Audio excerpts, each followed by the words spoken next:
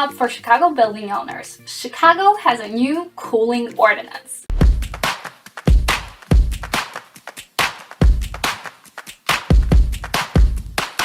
Hi there, this is Gabby with Nex-Gen Real Estate and Property Management, serving Chicagoland in selling, buying, and managing properties. And if you enjoy content like this, please let me know by subscribing and hitting that like button. So today I will discuss Chicago's new cooling ordinance. As you know, Chicago is known as a tenant-friendly city, so the government introduced a new legislation to further bolster this reputation. And one of the most important new city legislations in 2022 is the Cooling Ordinance. The Chicago City Council passed a law mandating the installation of air conditioning in indoor common gathering spaces and the availability of these spaces to building residents as cooling centers when the outdoor heat rises above 80 degrees Fahrenheit in June 2022. This law applies to new and existing residential buildings. The Cooling Ordinance modifies the cooling requirements for a select group of residential structures, which include high-rises that are owned and operated by co-ops, condominiums, and community associations that satisfy the building standards. It was passed in the wake of a heat wave in May of 2022 that claimed the lives of 3 inhabitants of a senior care facility in Chicago. And it now aims to modernize the city's heating and cooling ordinance and better account for extreme weather events. So let's get down to the nitty-gritty of the cooling ordinance. Buildings subject to the ordinance would be residential buildings in Chicago that are over 80 feet in height,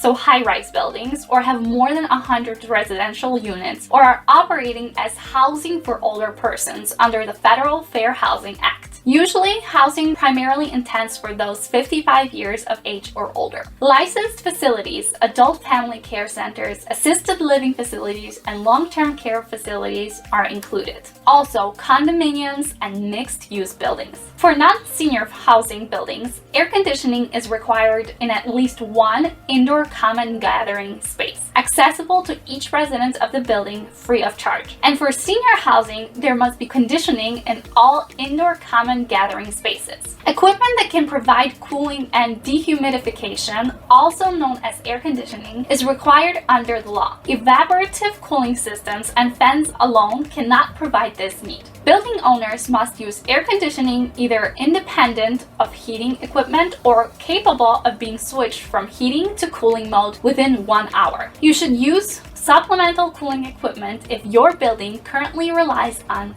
that equipment. It must have the technical capacity to maintain an indoor temperature of 75 degrees and 50% of relative humidity at a point of 3 feet above the floor, when the outdoor temperature is 92 degrees Fahrenheit, and mean coincidence wet bulb temperature is 75 degrees Fahrenheit. The temporary or portable air conditioners can be utilized to fulfill this requirement up until April 30th of 2024. Permanent equipment that complies with the law should be installed by May 1st of 2024. Consult with your local architect, engineer, or experienced contractor to determine the best type of size of equipment for your building. You will need a permit from the Department of Building to install new permanent air conditioning equipment. Any individual or organization offering to operate under contract with a building owner to help with complying with the cooling ordinance is required to hold a license from the City of Chicago. The contractor should have a general contractor license, since the City of Chicago does not have a specialty license for HVAC, which is the heating, ventilation, and air conditioning services. Electrical work must be performed by the City of Chicago's licensed electrical contractors. But with all this good intentions of the ordinance, there are some prevailing issues. A. Not enough discussion with building managers and landlords. One of the issues of the implementation of this ordinance is the inadequacy of discussion and conversation between building managers and landlords involved. Some building managers are confused and do not entirely get the point of this implementation.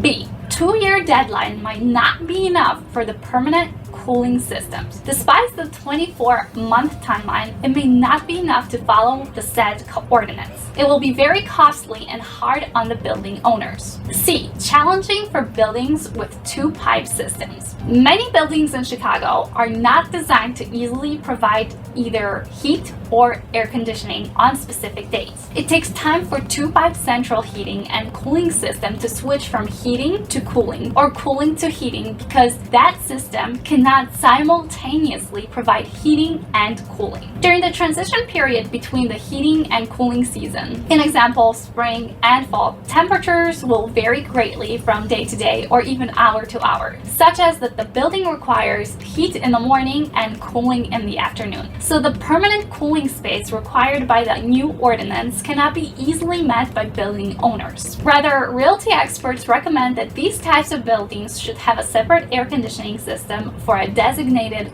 cooling space to ensure compliance with the cooling ordinance if there are wide swings in temperatures in spring and fall. With this ordinance, Chicagoans can be protected from the worst effects of climate change, which is extreme heat. It is one of the ways Chicago copes with the safety implications of climate change. So what are your thoughts about all of this? Please share your comments below. Thanks so much for watching, and as always, where's your future?